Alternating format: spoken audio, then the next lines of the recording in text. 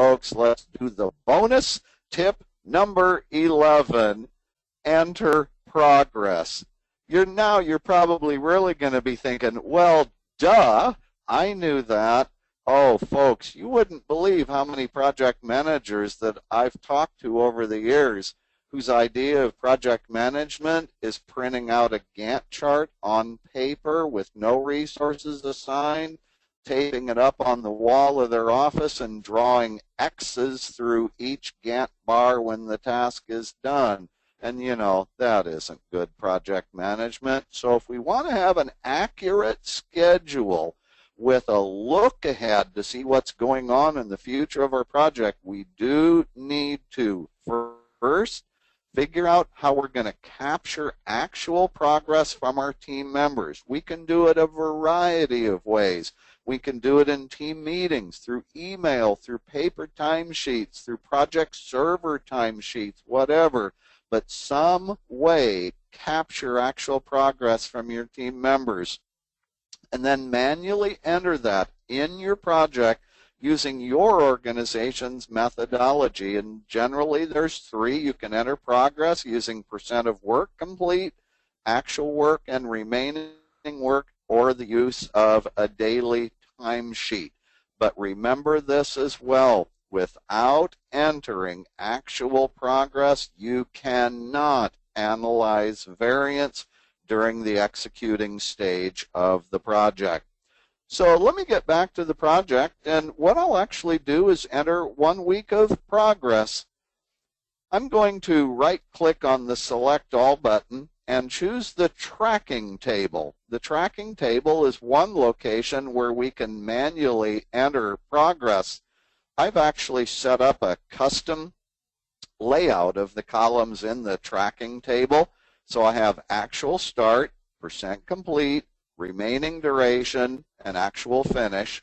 And then in a team meeting, team members can tell me what they've done so far. So at our first team meeting, here's what Mickey Cobb reported.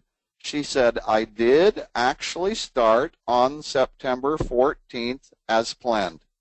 I said, how far done are you? She said, I think I'm half done. So I enter that. Microsoft Project now says that Mickey Cobb should have 5 days left to work on that task. So now I ask Mickey, so how many think you have left? And she said, oh man, I've really run into some issues in the writing of the first module. I think it's going to take me 10 days yet. So if I change the remaining duration to 10 days, everybody, did you see what just happened out here to the Gantt bar? Microsoft Project reschedules that task, and all dependent tasks may be rescheduled as well to new dates. Now, after entering progress, then I want to show you a bonus here. You can go to the tracking Gantt view. Very important view that you can use during the executing stage of the project. What the tracking Gantt view will show you is the current schedule of the project displayed as red and blue Gantt bars. Red are critical tasks, blue are non-critical tasks. The current schedule of the project compared against the original baseline schedule, which are represented by gray Gantt bars. So here's what I can see on Right Module 1. See how the red Gantt bar slips to the right of its gray Gantt bar? That task is going to slip. And notice it affects the next task as well. It is also going to slip. But because of the constraint on the Right Module 3 task, which is moved out to October 9th, that actually absorbs the slippage, so the rest of the project is still on schedule. I do also see that create sample files for Module 2, that has been delayed by the slippage on Right Module 1 and caused the slippage on Right Module 2. So the tracking Gantt view can be very helpful. The end of entering progress, flip over to the tracking Gantt view, see how your project is going.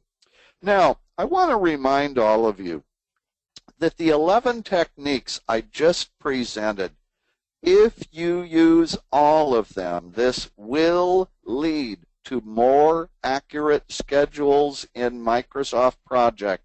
And the more accurate are your schedules, the better the chance you have of finishing on time. Everybody wins with accurate schedules.